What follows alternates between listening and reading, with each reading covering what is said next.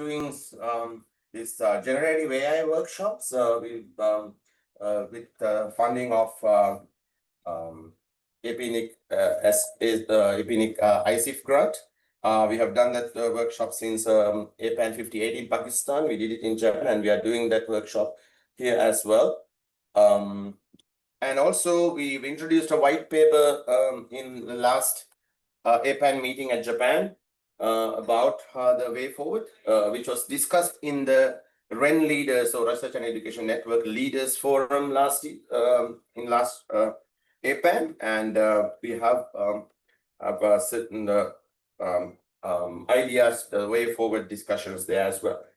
Okay, so we'll have the discussion about that at the end, but without wasting too much time, let me move on to today's guest speakers. So the first, we have Mr. Anshul Sharma, who's the Director of Regional PLM Team in the APAC region at Nokia, and he'll be talking about evolution of next generation optical networks. And over to you, Anshul. Thank you so much. Thank you so much, Asita, for this brief introduction. And thank you all for choosing this session. So today we are going to discuss about evolution which is happening onto optical networks. There are many things which are happening onto evolution path, but most of the changes are happening because of AI in data centers. Now the concept is, or the point is, why AI is becoming so hot nowadays. Is there anything new which has started just now, or some evolution path has changed? So if you will see, AI started in 1956, long back. That was the starting of symbolic AI, when command level interfaces introduced into computers. At that time, that was a command-based AI generation. So this was the first era when golden AI starts. The second era started in 1980 to 1996. In that era, machine language or machine learning came into picture, and people started using AI, using manufacturing processes and other things. This was the first era when neural networks come into picture. Of course, in machine learning, we used few neural networks in 1986 or between 1996 timeframe. But Taiwan was the first company, or you can say first country, which introduced this machine learning languages with SVM models in chip manufacturing. The idea was to identify how can we separate yields in different classes. The same machine learning model using AI used for spam detection process. But till that time, the processing was not too high. The computation processing skills were, you can say, were taken care by CPUs, and there were only few layers, few hidden layers, which were in between. But third golden era started in 2010. And the main concept of AI changed in 2017 with the introduction of transformers in that era. So what transformer says? Transformer is a part of deep learning mechanism or self-learning mechanism inside machine learning. Transformer says machines can be connected to each other from various hidden layers. Just take an example. GPT-4 has 120 hidden layers or neural networks. That means so many processing speeds or so many computation speeds will be required for connecting different machines together. Now, why so many connectivities are required? Because we are changing our model. Search engines are changing to GPTs. Google search engines can search based upon specific points or specific classifications of data which you have entered into a search engine. Whereas in case of GPT, you will get specific response against your specific queries, and that too within a limited time. So it's like we are interacting with people who are sitting on the other side, but instead of people, we are interacting with machines over there. And to support this much of, you can say, connectivities, parallel connectivities, or neural network connectivities, we have switched from CPUs, which will have few cores, to GPUs, which will have 100 or 1,000 of cores, parallel cores. So what has happened there? They will provide some kind of good connectivities, but power consumptions and space consumptions will increase too much. Nokia understands these kind of challenges, and we have seen that how can we support our customers, our partners to manage those kind of challenges in optical networks. If you would like to learn more about AI, when it started, how it evolved, what kind of new generation algorithms people are trying to use, how data centers will be powered by different power, you can say, giving principles, you can go into this tutorial, which was prepared by one of our colleagues, Jeff Bennett. Now, what is the impact of AI? As I indicated, different machines will be connected together through various hidden layers. Now, a user who is searching a query or who is putting a query, he'll not be able to understand that how many machines or how many parallel networks are working for that. But based upon his specific queries, he is going to get specific answers. And that too will increase the bandwidth which will be provided by AI. That bandwidth usage will go up because of different things. One, database synchronizations will happen between different machines. Load balancing and resilience will also happen between different machines altogether. So these GPUs will interact with each other, will provide you best effective data or best possible data based upon your inputs. And because of this multiple connectivities, your traffic will go up and your power consumptions and other things will go because of this connectivity. Now, there are 4 key challenges. One, we have seen, of course, different connectivities will increase power, and we need to switch from CPUs to GPUs. But there are few more things which has indicated by various independent agencies. Now, if you'll see, Meta is going to produce a lot of data centers. What Meta has indicated in their independent study that this AI-based traffic will be increased by 100% soon in the next few years. Goldman has indicated that the current infrastructure of data centers would not be enough. And we need at least 27% growth in next upcoming years. Why this would not be enough, we'll discuss in next few slides. Power consumptions, because of many parallel connectivities, switching from CPUs to GPUs or TPUs, power consumptions will go up. Let's take an example. In normal data centers, we were thinking that the power consumptions of per rack would be 14 kilowatt. But with the use of GPUs, the power consumptions can go up to 50 to 100 kilowatt per rack.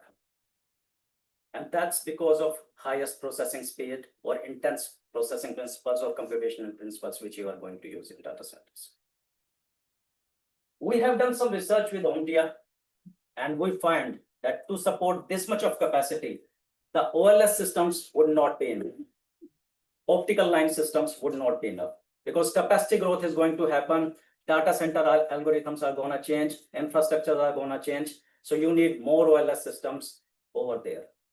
Or you can use a different OLS mechanism like C plus L or super C super L to produce this much of capacity. In Nokia, we know that research is not only happening onto hardware part, it is happening both on hardware as well as software. On hardware part, we are touching both DSP as well as OLS evolution. DSP means a chipset evolutions, which will provide you better capacity in terms of baud rates, in terms of channel rates. And OLS evolution means we'll use more spectrum. So let's go one by one onto these points. Embedded and pluggable engines, which we are covering, comes under DSP evolution. Pins will provide some kind of embedded cards based upon your reach requirements, and then we'll provide some plugs also for lower power and space requirements. The capacities, end-to-end capacities, would be limited in case of pluggables. So if you need higher capacity, you can switch to embedded part of area. In case of OLS upgradation or OLS evolution, the OLS evolution is happening from extended C band to Super C or Super C Super L or C plus L. So in terms of extended C versus Super C, Super C can provide 6.1 terahertz versus 4.8 terahertz, means 27% more capacity using one OLS line system onto one fiber pair. We understand that if you are doing so much evolution onto hardware side, you need some simplified software which can troubleshoot, which can help you in troubleshooting those equations. And on top of that, we are working towards security also for making these kind of networks highly secure, highly reliable.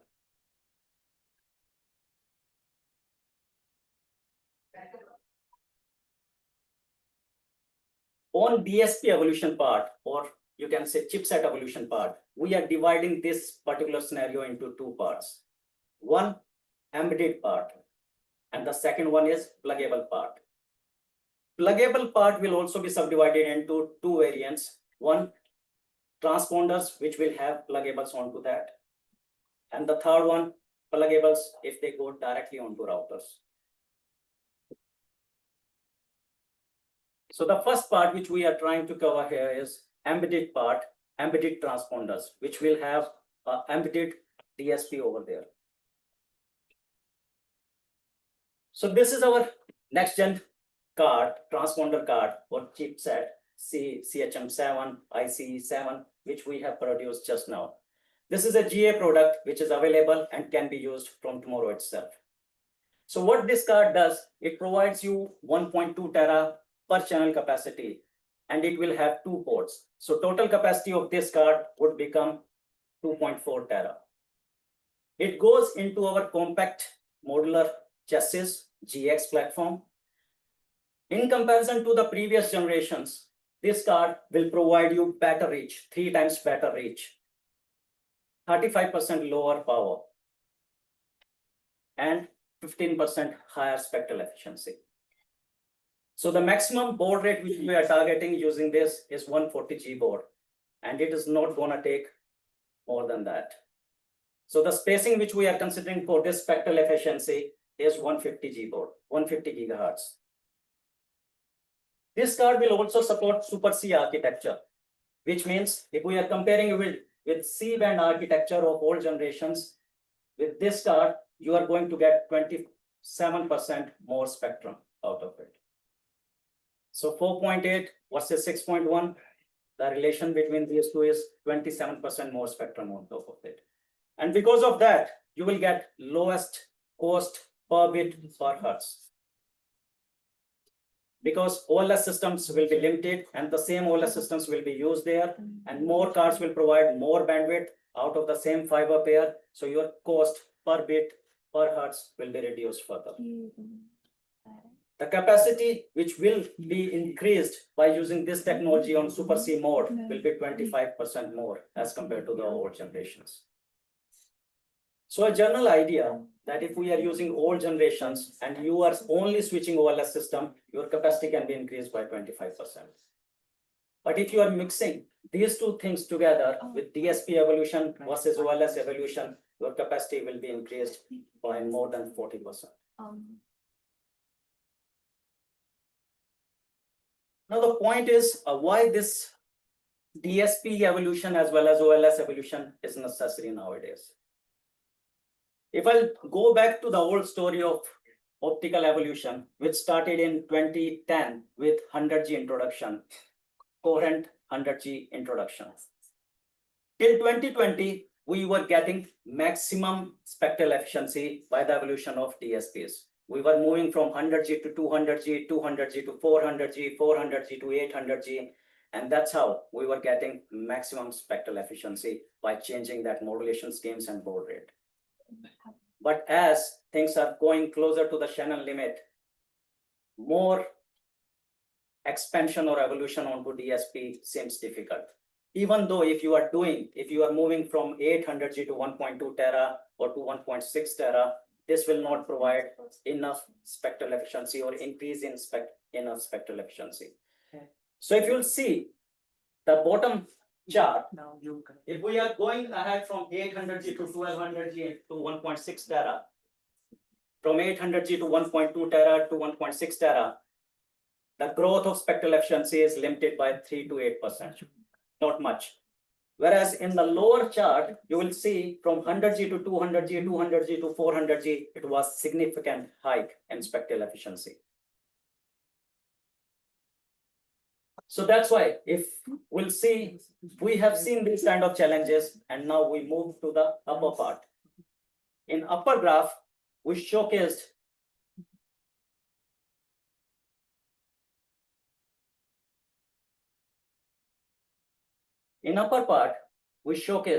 that Super C is ready, or C plus L is ready nowadays. And Nokia is the only company who has both the capabilities, C plus L versus Super C, Super L. So we introduced Super C concept in 2023. From here to here, from 2008 to 2020, everything was running on extended C band. But once we saw that the evolution of DSPs will not able to provide more spectral efficiency, we switched to OLS evolution as well. In OLS evolutions, we introduced Super C, which can provide 6.1 terahertz capacity, or band, which can be used for capacity extensions. And in 2026, this Super C band will be included with Super L band and will provide 11.5 terahertz band, which can be used for test capacity.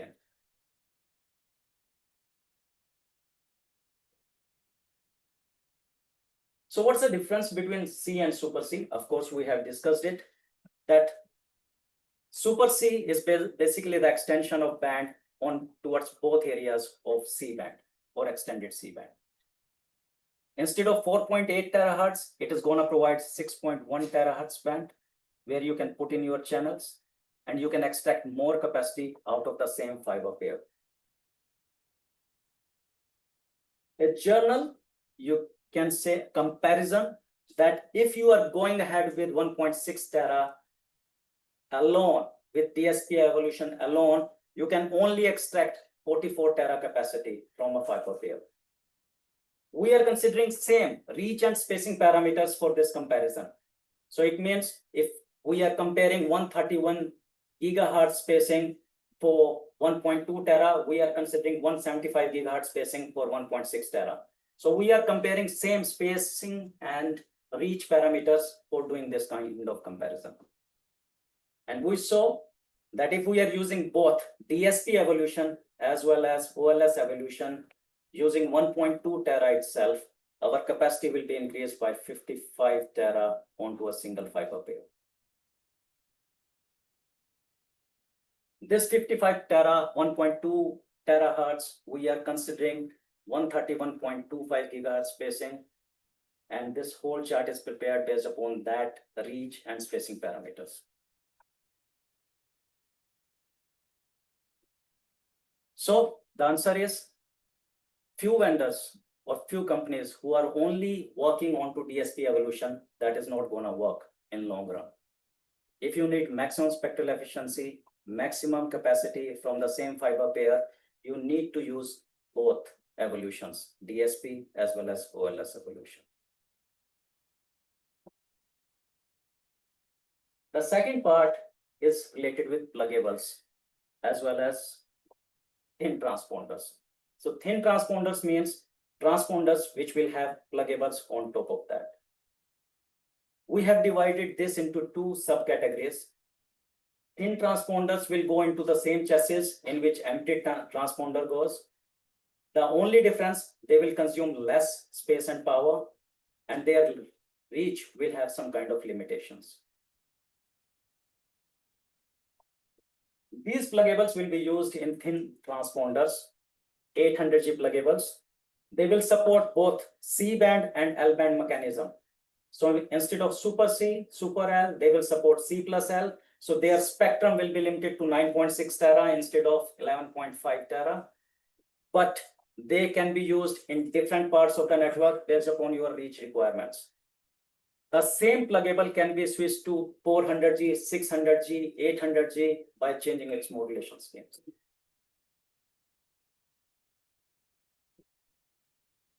This pluggable will be based on open ROADM architecture.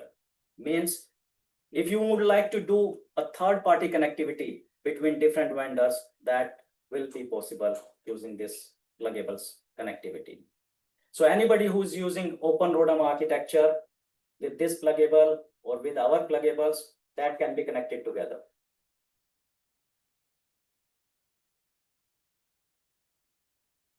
So how to identify that which part should be evolved with which kind of transponders or with which kind of OLS systems?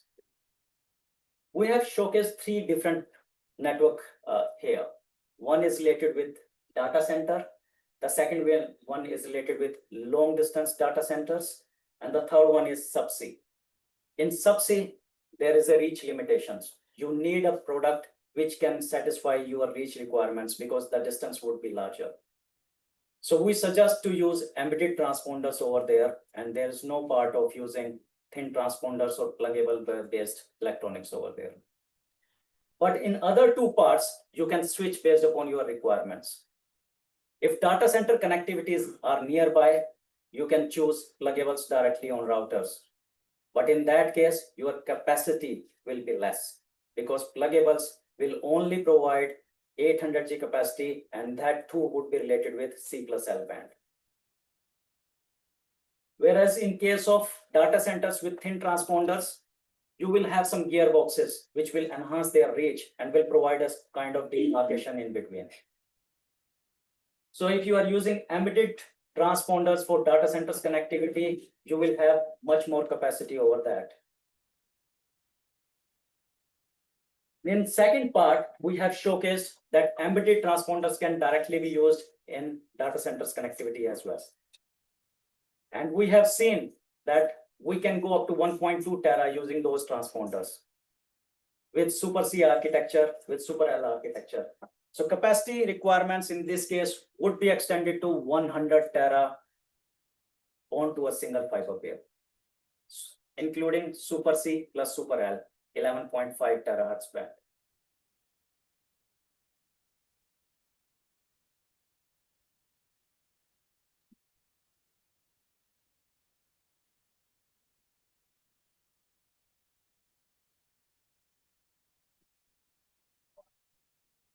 A deep dive, how to choose different products in different areas. Nokia has all kind of solutions to fit into your requirements. In embedded, we have indicated where capacity matters a lot, where distance matters a lot. You can go ahead with embedded part.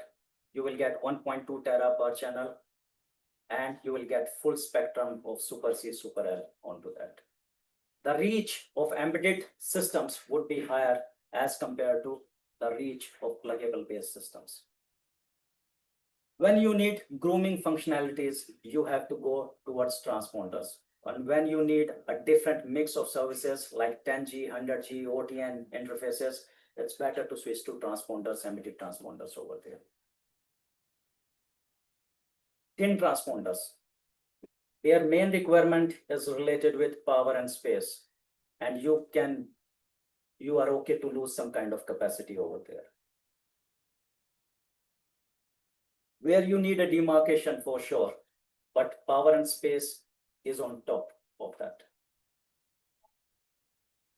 And the third one is IP DWDM, where traffic is only related with IP, you can say IP terminology, and where space and power requirements are there, and you don't need any kind of demarcation.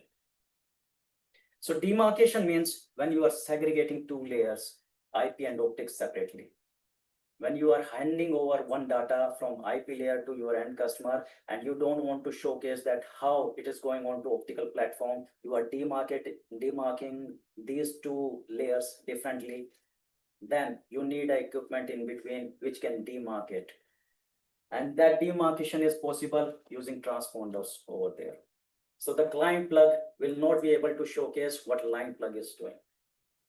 Whereas in IP, if you are doing this thing directly onto IP, your optical layer will be transparent and there will not be any demarcation over.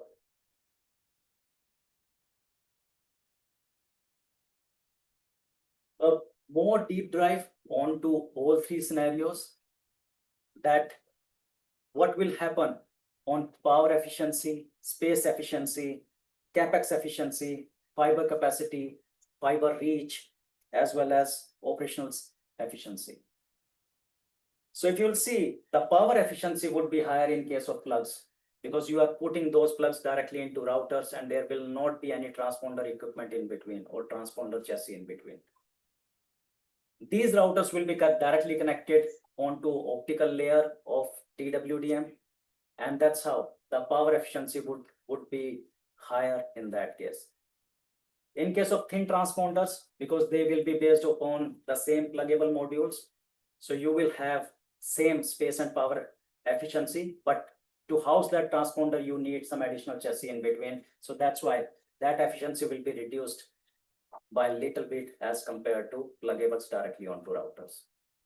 But in case of embedded one, the reach would be higher, but power efficiency would be lower because you are going to get more capacity from the same embedded module, but your power will go down. Similar things are going to happen in space as well. If you are not using any special chassis in between for housing transponders, your space requirements or space efficiency would be higher in case of IP over DWDM model, but in other two models, it would be lesser based upon your requirements. In terms of power consumption, if I'll say, thin transponders takes 0.1 watt per GB, whereas embedded ones are taking 0.14 watt per GB. That's why you will see the power efficiency between thin transponders versus embedded transponders are also there. Pluggables, in terms of capex, can provide efficiency as compared to embedded transponders. So wherever you are using pluggables, those will provide more efficiency in capex as compared to your embedded part. In routers, because there will not be any hardware in between which will house those pluggables, because these will go directly onto routers, you will get maximum capex efficiency over there. But of course, you are going to lose demarcation. Fiber capacity, of course, the embedded one, which can go up to 1.2 tera, 1.6 tera, even with Super C architecture. Pluggables cannot support Super C, Super L as of now. So in embedded, you will get maximum capacity out of the same fiber layers.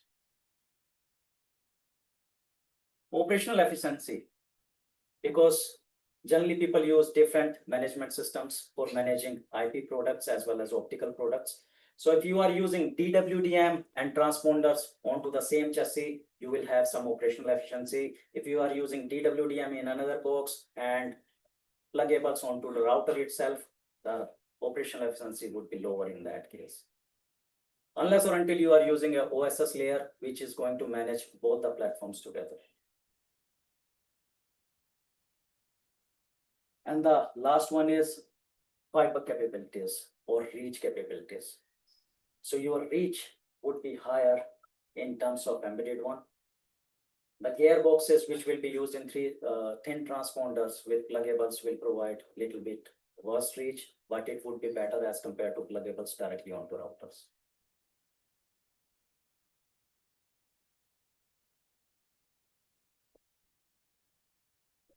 We have products in different, you can say, product series like PSS, GX, or routers. These plugs, which we are introducing right now, will go everywhere.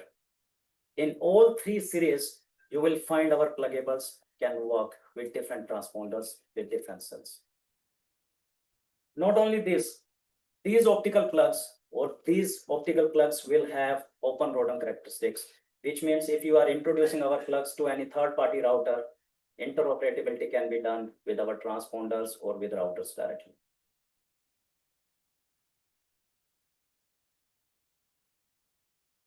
some differentiators which we are going to indicate, which are unique with Nokia, that we are one of the few companies who are doing this chipset evolution as well as DSP evolution and OLS evolution both. So in chipset evolutions, we are moving away from 800G. We have 1.2 tera ready. And on OLS evolutions, we are producing new Super C, Super L architectures, which will provide you 11.5 tera total spectrum. We are the only company who can provide C plus L as well as Super C, Super L solutions. So depending upon your requirements, you can pick and choose those technologies. We have deployed C plus L in many CSPs across APAC. Super C is also ready into their network architecture, but Super L will be introduced in 2026. And that too is going to come on the best space and power optimized architecture, our GX platform. So if you want to use same chassis for optical infra as well as for transponders, that is available today. And it starts from 1 RU space. So you can cascade any number of chassis in pay-as-you-grow manner, as many you want, based upon your capacity requirements and based upon your solution requirements. So the whole idea is to indicate that AI is going to change two things for sure. One, power consumption will go up. Space requirements will go up because you need multiple equipments over there. So any equipment which is going to handle those challenges effectively will support you in new data center generation requirements.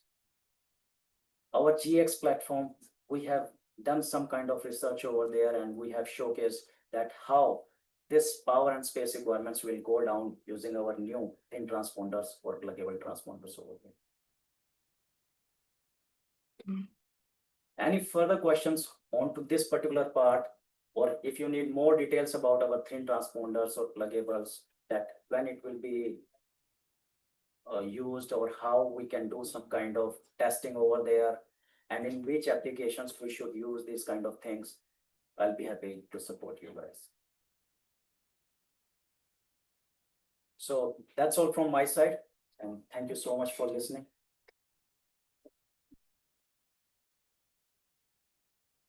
Yeah, thanks, Anshul. So any questions from the audience? Yeah. Sure.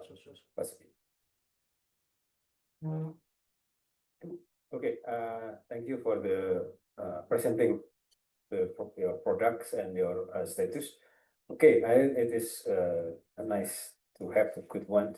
One of the things that I always maybe asking about the PUE, power usage efficiency. How about your product? What is the ratio for your product for the PUE, power usage efficiency? So there are different methods of measuring PUE. What we do, we normally measure PUE or power efficiency in terms of how many power we consumed based upon per watt calculation, or we can say per spectrum calculation, per bit calculation. So if you'll see, we normally consume 0.1 watt per GB. This is our idea. 0.1 watt per GB. Per GB. Yeah. Gigabyte. Okay. So it means 100 GB pluggable or thin transponder will only consume 10 volts. 100 G. 100 G, yeah. Yeah. Just only 1 watt. Okay. 10. 10. Oh, sorry. 10. Yeah. 0.1. Yeah. So that's how we normally do that calculations. We have done some independent research that if you are going to use one rack space and you are going to use it for multiple, you can say, requirements for DCI, for subsea, for terrestrial, how many transponders can be loaded onto that? Yeah. And based upon that, we have identified even the current 14 kilowatt efficiency is more than enough. 14. Okay. In normal racks, the maximum consumption goes from 8 kilowatt to 14 kilowatt. This is as per standards. So that is more than enough for us. We normally consume very less as compared to that. How much? Because usually like for the GPU, right now GPU per rack is around 20, 100. yeah, Yeah, 20 kilowatt yeah, per rack. correct. GPU, Correct. compared to the previous, usually using 5 kilowatt rack per Yeah. rack. So if you'll see comparison between GPU and CPU or maybe the old traditional systems, that is, you are absolutely right. GPUs are taking 50 to 100 kilowatt also. Yeah. Whereas the traditional systems were taking very less, 5 kilowatt or up to 14 kilowatt. This is what I indicated. Maximum was 14 kilowatt. But using thin transponders or pluggables, you can drop down this capacity or power requirements by 70%. 70%. 70%. So you have maybe PUA 1.3 maybe, yeah. 1.1 compare 1 to 3. Efficiency for 7. So there is not a direct comparison over it. Okay. How we are doing it? If you'll see, in case of old legacy architecture, the power consumption per watt was 0.18. Okay, it's per GB, wattage per GB, 0.18. Now we have reduced from 0.18 to 0.1. So almost 50% reduction over there. This is one part which is related with transponders. The second part is related with OLS part. Now you are using over and above, if your capacity is enhancing from C band to maybe more, then you are using multiple layers of OLS systems, which will consume your power consumptions inside data centers. But what we are indicating that using our technology of Super C, Super L, or maybe C plus L, you can reduce your OLS systems and you can put cards onto the same chassis. So you will get more power efficiency over there as well. So 50% plus 20%, this much of power capacity, power efficiency you are going to get. I think it, at the end, right, if you look at the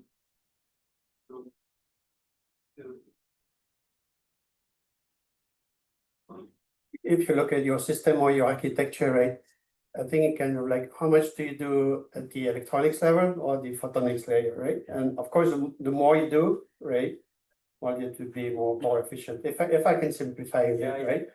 And I would say like lots of, I mean, some runs define a little bit how you are structured, right? Sometimes you lease capacity from a service provider, or sometimes you have access to some dark fiber, right? And this presentation is kind of to guide you, you know, into the different option, because sometimes there's physical constraint. You might not have the fiber, or it might take time to build it or to acquire it, right? But I would say generally, the more you leverage photonics, right, you're gonna be better off, right? And of course, we are reaching the Shannon limit. And, I guess most of you understand, right? Shannon. And so as the compute kind of really the demand, right, for say, you know, in Thailand the other day, I say, oh, we built a new supercomputer, right? And then, oh, but at the end, you know, it's like in more like Northeast province, and how do I bring all this, right? And so that's where all these topics of distance, right, and power consumption, you have to kind of help you to kind of like think about these different options, right? But yeah, I think it's the exact question that everybody's asking. Hey, you know, for my setup, you know, how much power I need and what would be the lowest cost per bit, and that's what we've been involved doing in what is your lowest cost per hertz or per square meter or centimeter, right? But yeah, just wanted to just give those highlight on the photonic versus the electronics space.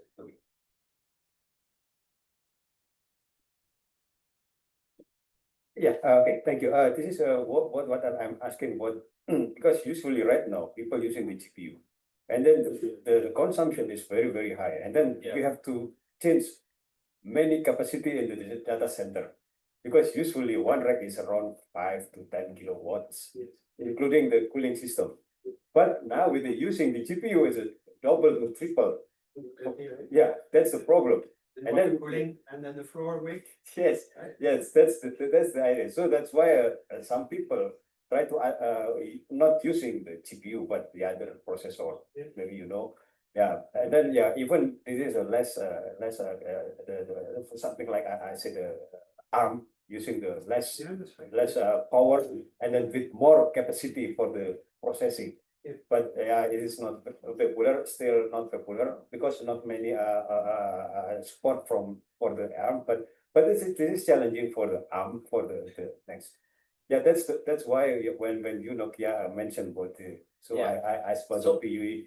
We have one specific slide with me. We can sit maybe outside after that. Okay. And we can showcase that how this 70% reduction is coming, and that is proven. Yeah, that's very challenging. That's very challenging, but we understand this needs because these kind of challenges are coming from everywhere, and we can showcase that how we can address those kind of needs over there. Okay, thank you. Any other question?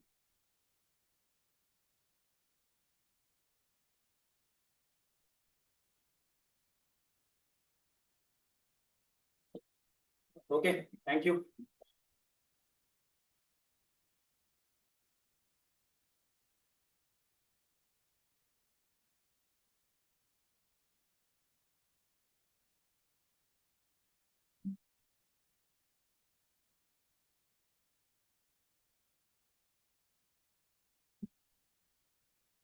Okay, thanks a lot, Anshul. I think we have another guest speech. Let's see, would be here. Hopefully, yep. Let's see.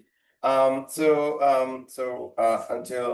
Satish arrives, so as I said, the HPC AI working group is also organizing the APAN conference. To talk a little bit about the conference, let me invite Dr. Upul Jayasinghe, who's the Technical Program Committee Chair on the APAN conference. Over to you.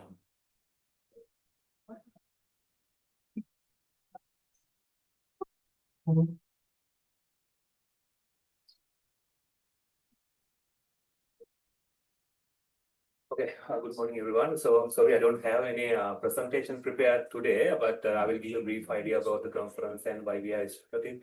So we have started our press conference in 2023 with the objective of filling this gap that we discussed, AI and HPC.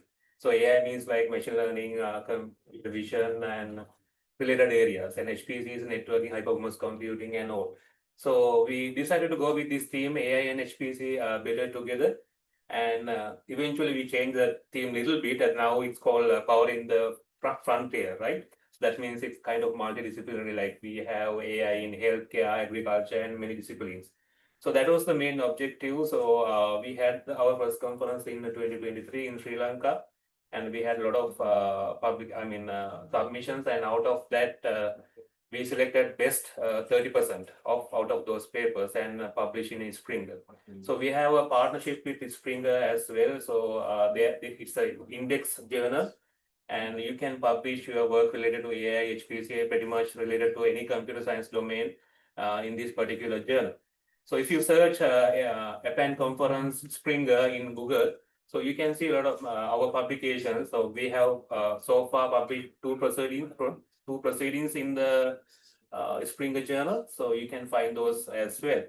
And this year, we have our conference in Thursday, right? 31st, since morning. And at the opening ceremony, we have two keynote speakers, and you can attend that as well. And after that, we have specific sessions for AI, networking, and computer vision. So there will be 3 sessions so that you can attend these sessions, and there will be 12 presentations related to this one. So I cordially invite you to present your work in the coming conferences as well. The next one will be in Auckland, New Zealand, in parallel to second APAN conference in the next week, right? So it will be in Auckland. So I invite you to present your work there, and it's a good chance to visit the country as well, I suppose. Okay, that's it. Thank you very much, everyone, and yeah, have a nice day.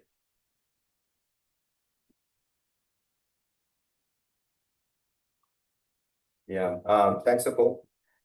So our other guest speaker is apparently here, but we're trying to locate him, or we are trying to get him here. Yeah, and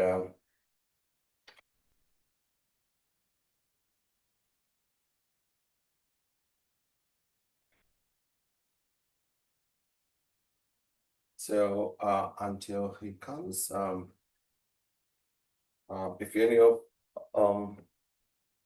you're not part of the working group, you're all welcome to join the HPC AI mailing group.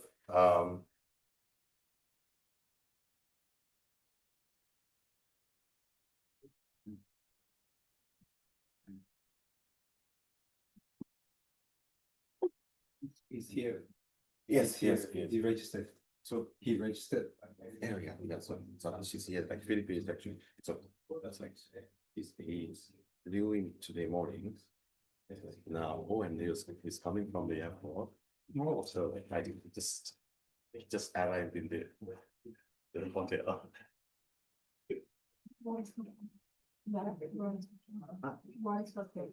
That one?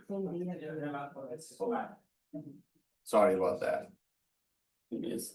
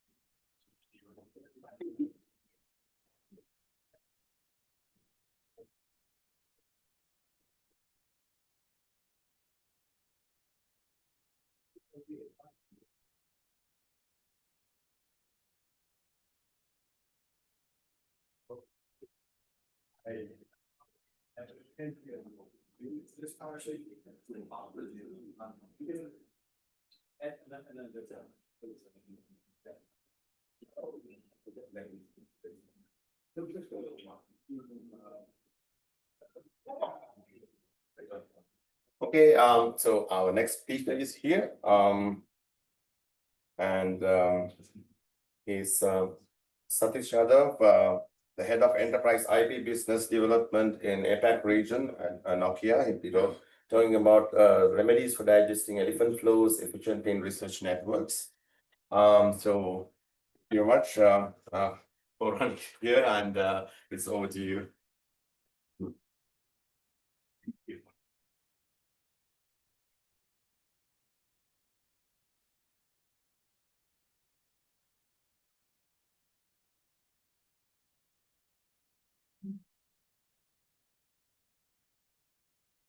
I hope you can see my slides.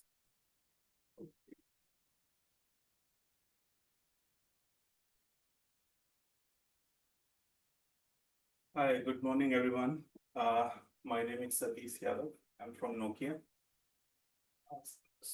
Sorry, actually, I got late slightly. So I'll try to cover these, this presentation probably in, I think we have 15 minutes on it. Yes, I think, Yeah, I yeah, think about 10. okay, I think I'll try to, yeah. We need to finish by 12:15, so. Yes, yes, yes. Okay, so today we are going to talk about the elephant flows. And I think most of you running or operating or managing IP networks, right? So I'm sure you know about the flows, right? TCP/IP and the lag, how we do the hashing using PMP, multipaths, right? And it's not that easy, to for small flows is okay. I think we have been using this last 20-25 years on the internet, right? So the technology where you combine multiple paths using lag or ECMP. So those technologies are good when the flows are small, right? And in practical purpose, I'm sure when you implement this ECMP or lag, you might have seen that the number of flows, if they are big, or they are, when I say big, they are high number of flows, then the hashing is really good. If the flows are less, then the hashing is not that great, maybe one link is utilized higher compared to the other links, right? So I think we have seen those challenges, but I think we were able to solve those issues using different mechanism for small flows, right? But things have changed now, right? These days, earlier the internet was just like the small applications or the HTTP traffic. These days, most of the internet is all about videos, right? And that's what I'm going to talk about. So multiple definition about the elephant flows or the big flows we call it. So if you see the definition from Forbes, so this says like 3 minutes YouTube video, okay, consume 20,000 times more bandwidth than a normal 3 minutes session on the Twitter or X, right? So that you can compare how the number of the bandwidth consumed by video. I think everybody knows that. There's nothing new into that. So if you see the 90 minutes movie streaming, a HD movie, it consumes 1.5 GB of data. Some more examples, especially related to your domain, research and education network. So if we see, this is some of the data we have taken, from the internet only. So the CERN lab, right, the European nuclear testing lab, right? So if you use CMS experiment, it use 491 terabyte of data. Then the other experiment, LHCb experiment, 800 terabyte of data. Okay. And the overall CERN data center in a year is generating around 30 petabyte of data. Okay, so the point we are trying to make here is the data, when the video is there, the data consumption huge, right? It generates huge amount of data. And that is where the challenge comes in, how you transmit these big data, right? Because these are one flow, video streaming is happening, right? Over your network without, in terms of, compromising on delay or jitter or buffering, right? You don't want to have that yours, or the other thing is like you're sending your elephant flows, whereas the small flows, they are not able to find the bandwidth, right? Or you are sending these large, big elephant flows, but some of those packets are coming out of sequence, and on the other side, you're not able to reassemble those packets. So it's create different challenges. So the point is, how do we solve these issues? Okay. So again, I think we talked about the different mechanism which we are using today, lag and ECMP. right? But they are not able to solve all, especially these big data or the elephant flows issue. They are not optimized for those. And we have seen in some of those, some of the scenarios that, your bandwidth is not utilized efficiently, or there are some issues related to, the buffering or the packet coming out of sequence. So how do we solve these? And again, this slide just shows about, the existing ECMP and lag. How do we use it, right? We use hashing algorithm where you use hashing based on, either your source MAC address or destination MAC address, or source IP or destination IP, or TCP UDP ports, or your service labels in case you're using MPLS, right? Or maybe IPsec parameters if you use IPsec. But like these kind of existing hashing algorithm, right? They are perfectly optimized for the small flows, and they work really fine, because in last 15-20 years, right, all of the vendors, including Nokia, we have find out a way to solve that issues for small flows. But now things have changed. Now everybody is talking about the big the elephant flows and how to solve that problems. So industry found a way to solve that problem as well. And this is the new technology, we call it FLAXI. Okay. And this is used for multiple things. One of the, the use cases, of course, solving this, using FLAXI for elephant flows. But of course, there are other use cases as well for FLAXI, like, people may remember, they call it hard slicing or network slicing, or it's just like a TDM kind of bandwidth you want to nailed up, and then you want to give that. It's not a physical bandwidth like in optics you do it, but similar kind of things. They call it hard slicing, or But we will talk about only the elephant flows, how we solve using FLAXI. Okay, so it's a standard defined by optical OIF, Optical Internet Working Forum. And what they have done in this, they introduce a SIM, Flex eSIM header in between. Okay, and that is like you have, I'm sure all of you know that in Ethernet you have MAC address, then you have, the PHY. The PHY could be 10 gig, 100 gig, 400 gig, 800 gig, right? The physical interface, which we call it. And then of course, those physical or the PHY is binded to a MAC address. Right? So in this case, FLAXI, what happens, generally in Ethernet, all of us, we have seen either we use whatever the interface speed is there, physical interface speed, we use that 10 gig or 100 gig or 400 gig or 800 gig, the standard defined by Ethernet. But in this case, it's more like optical, where you create the subrating, right? If you have a 100 gig interface, that can be configured using FLAXI either in a 10 gig or 25 gig or 50 gig or 100 gig. Or if you want to use, let's say 400 gig, you can combine 100 into 4.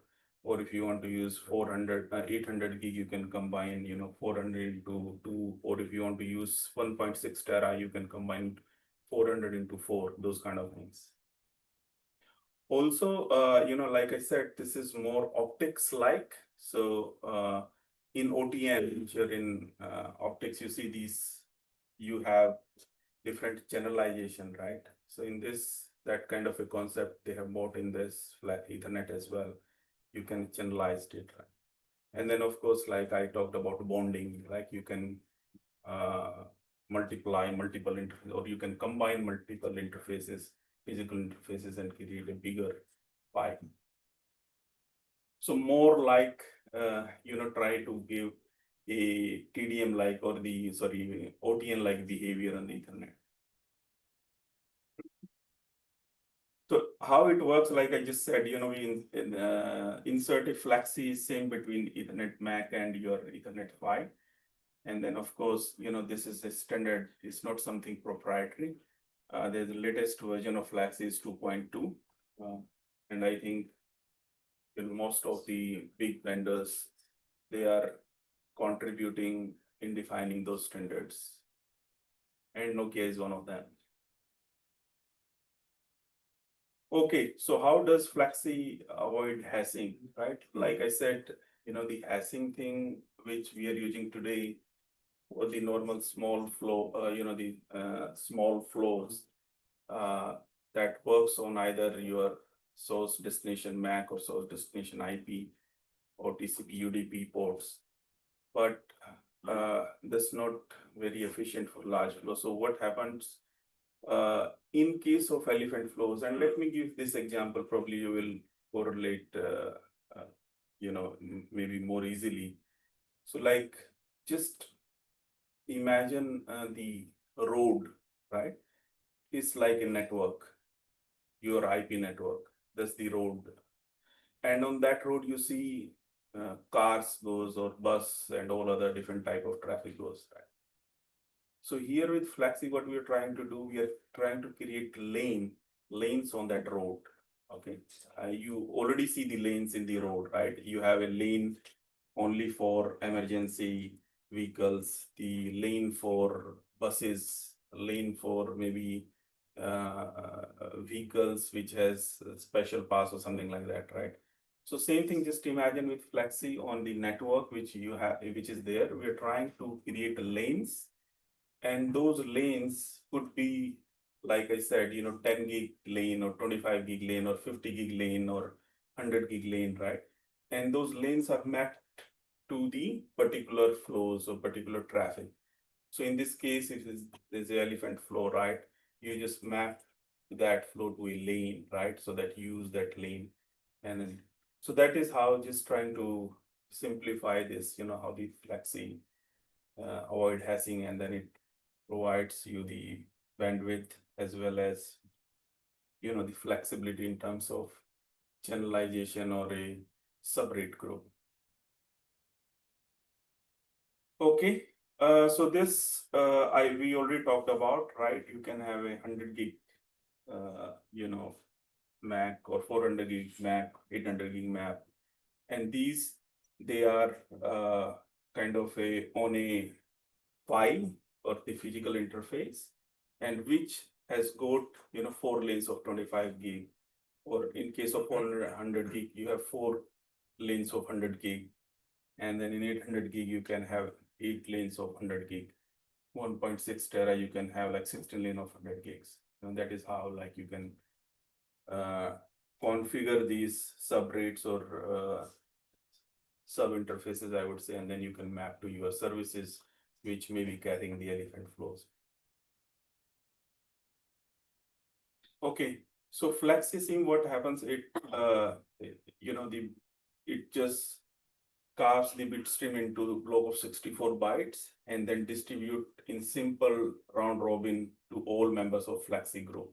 So in this case, if you see the FLAXI group, there is one group of 400 gig, and then they are combined into 4. So you get 1.6 tera as a FLAXI client. So whatever it comes, the FLAXI SIM, it just, breaks those streams into 64 byte packet, and then it just sent to these 4 physical FLAXI group interface, which you see in the slide. Okay, so some of the consideration which you have to keep in mind before deploying FLAXI, and this is important, right? You cannot just have anything in the network and you say, I want to do FLAXI. So some of the consideration, like, okay, of course, for any reach of optics, you can use it. Could be your DR, FR, LR, or GR or GR plus. Then, of course, the buffer size, especially the out of sequencing packet, I think is very important, so that whatever the data you are sending or multiple physical interfaces, right, and at the other end, they are reassembled in a right way, and then there is no out of sequence, right? So the buffering is also plays a very important role. Then, of course, there are other considerations like speed of light through fiber varies by wavelength, depends how many kilometers you are carrying that fiber, like this typical 500 nanosecond difference over 2000 kilometers long haul fiber. Okay, so to minimize that, like I said, the skew, the buffering issue. So some of the consideration or the recommendation we says, you should follow when you deploy Flexi in your network, right? All members of the Flexi group must be over same fiber path, okay, just to avoid different delay into the path. So they have to be on the same fiber path. All the pluggables which you use in your routers, right? 100 gig or 400 gig or whatever objects you are using, they should be of the same type. Okay. Of course, just to avoid an issue, we just say that, they should be from the same vendor. And I'm sure, generally, if you buy a router, you buy the optics from the same vendor as well. So I think this issue can be avoided, but sometimes, the customers say that, oh, I have different optics, the pluggables from a different vendors, right? So if you use one, let's say you have 1.6 tera Flexi group, in one of the 400 gig, you're using Nokia pluggable, on second, you're using some XYZ vendor, right? So they are like, not all the vendors are testing these pluggables with all others, right? So they probably could create some issues. So we always recommend to use, the pluggables wherever you're trying to deploy Flexi from the same vendor. Okay, then in case of you're using coherent GR plus, then the recommendation is using adjacent wavelengths. And of course, when you configure these optics, there are configuration of each pluggable in terms of FEC, the modulation format, compatibility mode, all those ensure they are consistent in all the pluggables to avoid any issue.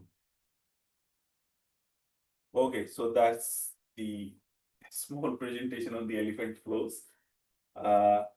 We are there as a Nokia, we have the Flexi in our routers, and you can create 400 gig, 800 gig, 1.6 tera, but kind of the interfaces or the paths in your network to carry those elephant flows.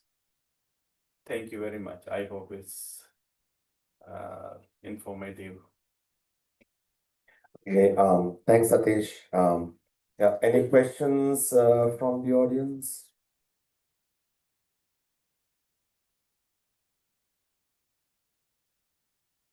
Yeah, so we are here next 3-4 days. The Nokia team is there. We also have a booth. Philip, my colleague, is there. I'm there. Some of our colleague from Nokia. We are here for next 4 days. So please feel free to discuss with us if there is any questions or if you are thinking to deploy this kind of solution in your network. Okay, thank you. My name is Basuki. I'm from Indonesia. Okay, this is very interesting because usually right now we are using the many platform, especially like, okay, for processing the image, especially for the image. One of the things is process for the image, and the other things is processing for the text, text like LLM something. Yeah. But sometimes it's mixed when you transfer from the text to image or image to the text. And then that's a problem. Maybe there's a problem for the to make a match size. What is a match size for the packets for the data for the I mean, you were saying the Ethernet payload. Yeah. One of the things like in the Ethernet, but when up to the Ethernet there is a routers, and then in the router there is usually using not the Ethernet, like the fiber space, and then there is a difference data frame size. And then, yeah, usually there's some queue, quick queue, yeah, in the router or in the switch, something. Yeah. What do you think about this? Or Nokia have some solution about this, because for the some caching, yeah, or yeah, right now it's using for the CDN, like using the CDN for for reduce the require of the some application program. But in the future, when we upload all the data, yeah, imagine like we in Indonesia have a collaboration with China for the with for the radio astronomy, and every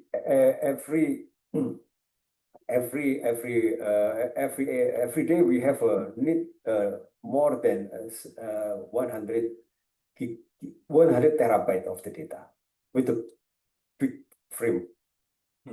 And then we have to coordinate many things, like how many frame that we have to suitable for through the other network.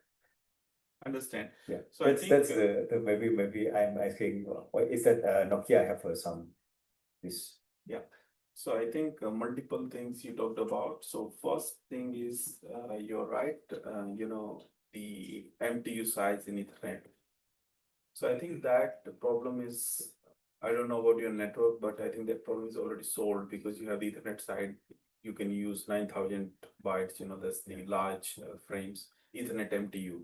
So all the routers and switches, I think these days, earlier it used to be a problem because some of the switches or the router in between the network, they do not support large MTUs. And then the packet get dropped or it get fragmented, right? And it creates problem. But these days, when you design your network, I think the first thing everybody does is support the large MTUs on the network. That's a given thing. So I think that large MTU takes care of those things. In terms of the second thing which you talked about, the text and the LLM and the image and text, other things, right? So I understand you're talking about CDN.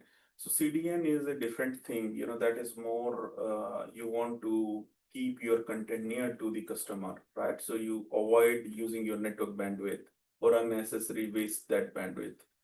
So I think CDN is totally different topic compared to what we are talking about, the large MTU size or the buffering, right? Buffering and MTU, when you design your network, IP network, when you deploy first time, I think depending on your type of traffic, let's say if it's a Ethernet traffic, large MTU, you can configure.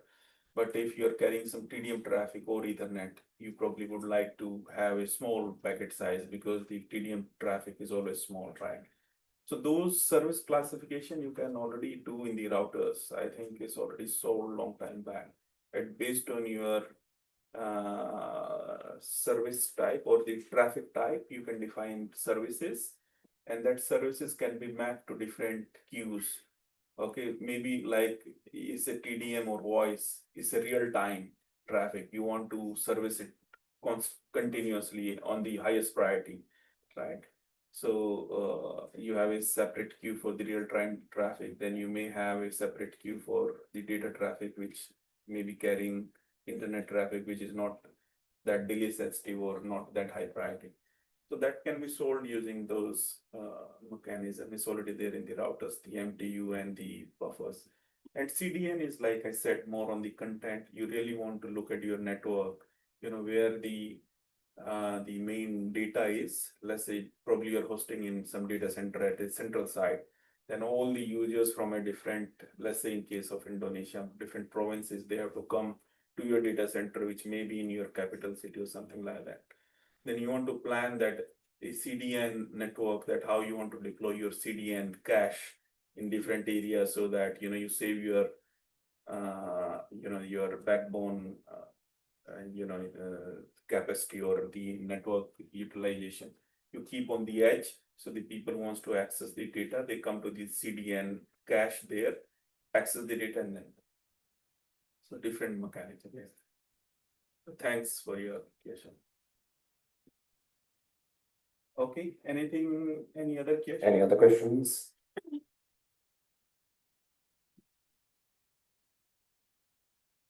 Okay, thank you very much, Sampesh. Thank you very much. Thanks.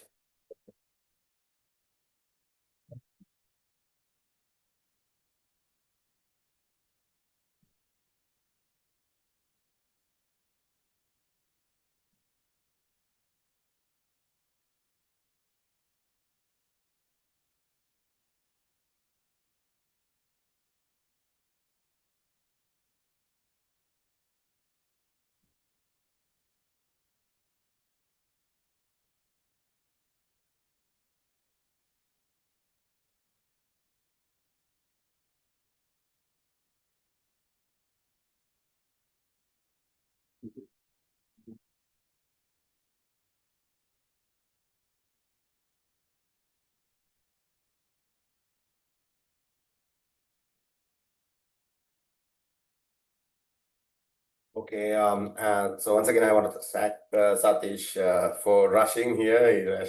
He came here from the airport. So thanks a lot once again. And thanks, Philippe, for coordinating everything. And I hope it was very fruitful. And one of the important things about, why we wanted to incorporate these speeches into this HPC AI is that we talk about we see only the top layer, or just connecting with Gen AI and all that when it comes to AI and HPC. But there's so many other things that are going behind the scenes, or providing these capacities, capabilities, and so on.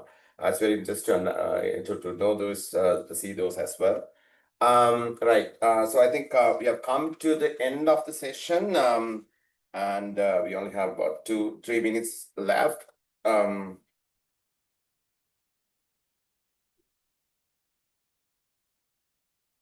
Before we wrap up, any suggestions or questions about the working group, or any suggestions about the future directions? We don't have much time for discussions, though, as I said. But any suggestions or any concerns, questions that you have?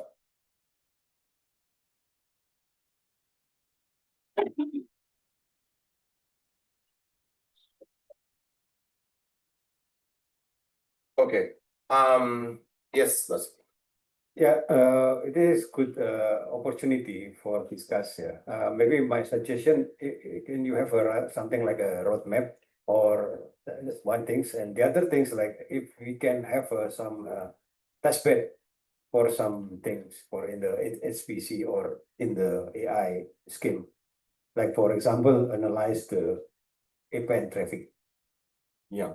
Yeah, for example, like that, and then we can use the some facility perhaps, and then we can use the a profile in every APAN members, if or 1 or 3 APAN members, that we can this kind of post the the data, and then generate Yes, data yeah. from the APAN, and then Yeah, that's great. Yeah. So we actually had a discussion last time also, as I said, in the Red Leaders Forum about these things. So I invite you to join the HPC forum. Unfortunately, I don't seem to be able to get my laptop connected to the HDMI for some reason. I don't know why. But you can invite your colleagues to join the HPC AI as the forum as well, in the mailing list, and we can discuss these things. Actually, we need to appoint vice presidents, also a vice chair for the workshop, the working group.